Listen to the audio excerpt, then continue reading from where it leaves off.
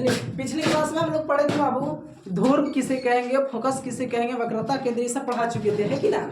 तो आइए आज हम लोग पढ़ेंगे बाबू प्रतिबिंब बनाने के लिए नियम, प्रतिबिंब बनाने के लिए नियम। तो सबसे पहले याद रखिएगा इसका 4 गो नियम होता है। क्या गो? 4 गो। तो ये बहुत जरूरी है, इसको याद रखना। ये पूछा नहीं जाता, लेकिन इसके सहारे से हम लोग प्रतिबिंब कहाँ पे बनेगा, कैसे बनाएंगे, वो मायने रखता है। ठीक, तो आइए सबसे पहला है आपका बाबू, जब प्रकाश के किरण, जब प्रकाश के किरण बोलेंगे मुख अक्ष, कुछ बोलेंगे हम लोग मुख अक्ष के समांतर आएगी, मुख अक्ष के समांतर आएगी, और जैसे दर्पण से टकराएगा, जैसे दर्पण से टकराएगा तो फोकस से होकर जाएगा।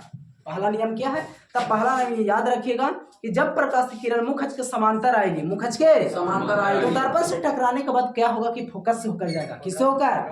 तो बताइए, देखिए अवतल दर्पण है आपका, अरे अवतल दर्पण है ना बाबू, देखिए मुख अक्ष के समांतर आ रहा है, देखिए यही ने आपका है वक्रता केंद्र और ध्रुव से होकर जाने वाली रेखा को हम लोग प्रधान अक्ष या मुख अक्ष बोलते हैं। तो बताइए यही नहीं है आपका मुख अक्ष बाबू, क्या बोलते हैं इंग्लिश में प्रिंसिपल एक्सिस, कुछ बोलिएगा। तो हम बताए थे, देखिए ये मुख अक्ष के समांतर जा रही है और जैसे ही दर्पण से टकराने के बाद, दर्पण से टकराने के बाद बताइए, देखिए तो फोकस से होकर जा रहा है ना। इसका पहला नियम भी याद रखिएगा कि मुख अक्ष के समांतर आएगी और फोकस से होकर जाएगी। तो याद रहेगा बाबू।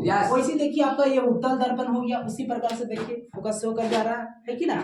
आगे आ जाइए, दूसरा है आपका, तो दूसरा हम लोग बोलेंगे जब प्रकाश की किरण फोकस से होकर आएगी, फोकस से होकर आएगी और दर्पण से टकराने के बाद, दर्पण से टकराना वही प्रक्रिया कहलाता है परावर्तन, कुछ कहलाता है, यानी किसी चीज से टकरा करके वापस चले आना कहलाता है परावर्तन, कुछ कहलाता है। तो दर्पण से टकराने के बाद या तो दर्पण से परावर्तन के बाद मुख अक्ष के समांतर चली जाएंगी, मुख अक्ष के समांतर चली जाएगी। तो याद रखिए ओकर उल्टा है, दूसरा का नियम जो है पहलका के उल्टा है। ओकरा में इसमें होता था कि मुख अक्ष के समांतर आएगी और फोकस होकर जाएगी, और एकरा में कि फोकस होकर आएगी और मुख अक्ष के समांतर चली जाएगी। तो देखिए तो अवतल दर्पण है आपका, देखो तो बाबू फोकस से होकर जा रहा है, फोकस से होकर आ रही है किरण और दर्पण से टकरा जाने के बाद देखिए तो मुख अक्ष के समांतर चली जा रही है। तो दूसरा नियम याद रहेगा, याद रखना ना है, बस पहल का याद है तो दूसरा को याद है ना, हो जाएगा ना होगा, बात याद रखिएगा। उसके बाद आइए तीसरा बाबू, क्या तीसरा?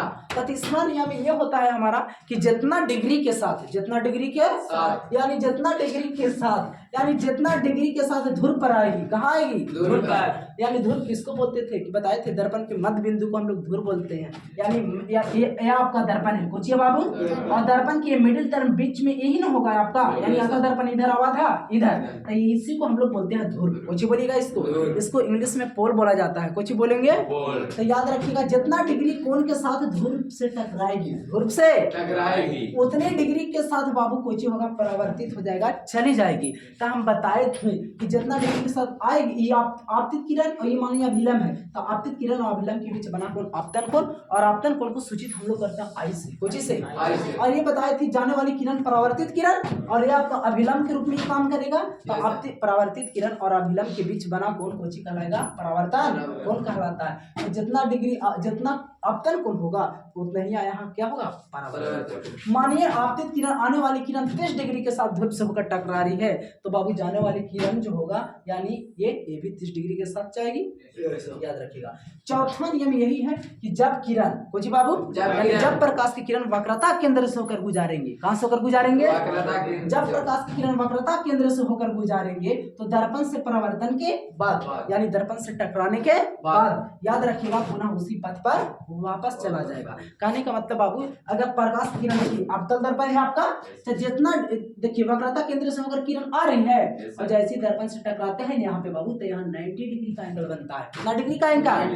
तो जो मुंह आया वही मुंह टकरा करके आया, बात समझ में। तो पहला याद रखिएगा, बोलिए, बोल लेंगे तभी याद रहेगा, आया समझ में। तो पहला हम लोग बोले कि जब प्रकाश की किरण, बोलिए, जब प्रकाश की किरण मुख अक्ष के समांतर आएगी तो दर्पण से टकराकर फोकस से होकर चली जाएगी। यहाँ बात ये याद रखो, आने और जाने का तभी याद रहेगा, करने से आ रही है और करने से जा रही है तभी याद रहेगा, ये चारों नियम। तब पहला पूरा नहीं याद करना है, बस इतना याद करो कि आ रही करने से और जा रही है करने से। तब पहला नियम में याद रखो कि आ रही थी करने से, तब मुख अक्ष के समांतर आ रही थी और दर्पण से टकराने के बाद फोकस होकर चली जाएगी, ये पहला नियम है। दूसरा नियम हम लोग बोलेंगे कि बाबू फोकस से होकर आएगी और दर्पण से टकरा करके मुख अक्ष के समांतर चली जाएगी, ये दूसरा नियम था। तीसरा बताए थे आपको कि जितना डिग्री के साथ जितना डिग्री कोण के साथ ध्रुव से टकराएगी उतना ही डिग्री के साथ परावर्तित हो जाएगी, बताए थे। यानी जितना डिग्री एंगल के साथ आएगी उतने डिग्री एंगल के साथ चली जाएगी, ये तीसरा नियम है। चौथा बताया कि जब प्रकाश की किरण अगर वक्रता केंद्र से होकर गुजारेंगे तो दर्पण से टकराने के बाद वहां पे 90 डिग्री का एंगल बनता है, इसलिए वह पुनः अपने पथ पर वापस लौट जाता है। यही चौथा नियम है, ठीक। फिर मिलेंगे नेक्स्ट वीडियो में, ओके।